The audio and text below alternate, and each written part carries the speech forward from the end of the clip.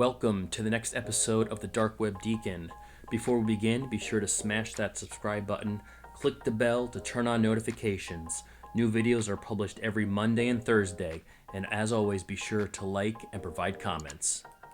In this episode, we're going to look at some of the easy steps to take to replace your Social Security card if it's lost, and any additional steps to take if it's ever stolen. You can replace your card for free by either logging on to the Social Security Administration website and submitting the online forms, or by printing out the online application and bringing that application in to the local Social Security office along with the required documents. Remember, you can request a Social Security card online if you are a U.S. citizen, age 18 and older, and have a valid U.S. mailing address. You are limited to 3 replacement cards in a year and 10 during your lifetime.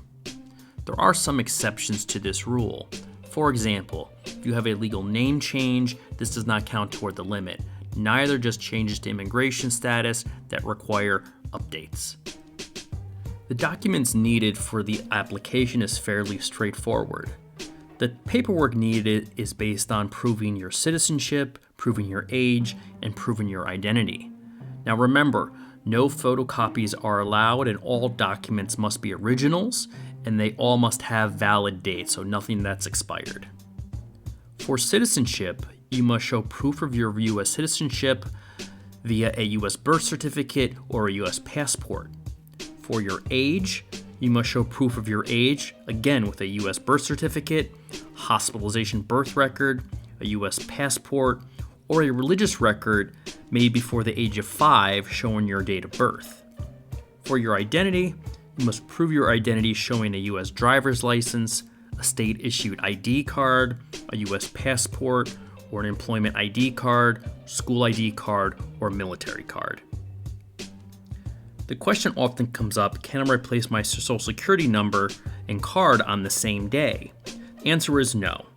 The fastest way to replace your Social Security card is to request a new one online.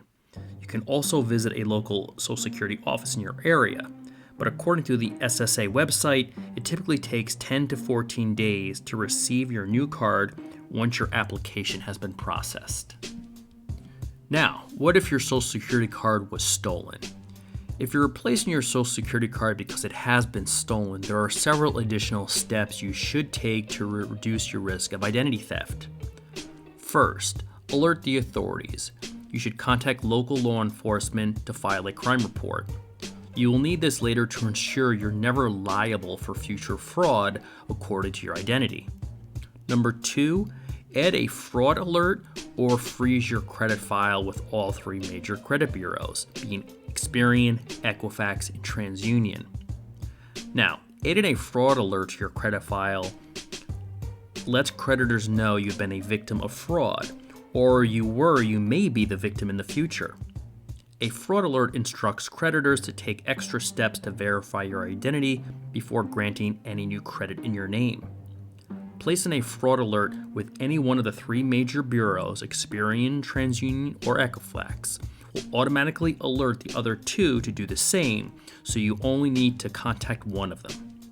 If you want to go beyond just a fraud alert, which is effective but not foolproof, you can freeze your credit file, which will prevent anyone from accessing your credit while the freeze is in place.